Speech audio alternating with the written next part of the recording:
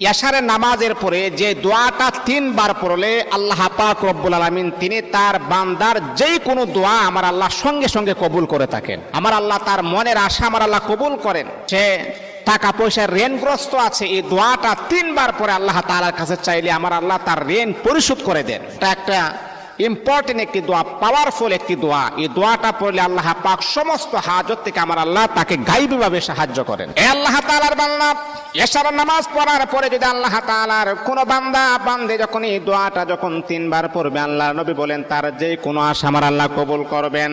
ব্যবসা বাণিজ্য লস হচ্ছে, আমার আল্লাহ তাকে লাভবান বানায় দিবেন। মনের আশা কবুল হচ্ছে না, আমার আল্লাহ মনের আশা কবুল করে দিবেন। যে দোয়াটা পড়লে আল্লাহ নবী বলেন তার যে কোনো দোয়া আমার আল্লাহ কবুল করবেন। দোয়াটা কি? আল্লাহুম্মা ইন্নী আসআলুকা বিআন্নী আশহাদু আন্নাকা আনতাল্লাহ লা ইলাহা ইল্লা আনতা আহাদুস সামাদুল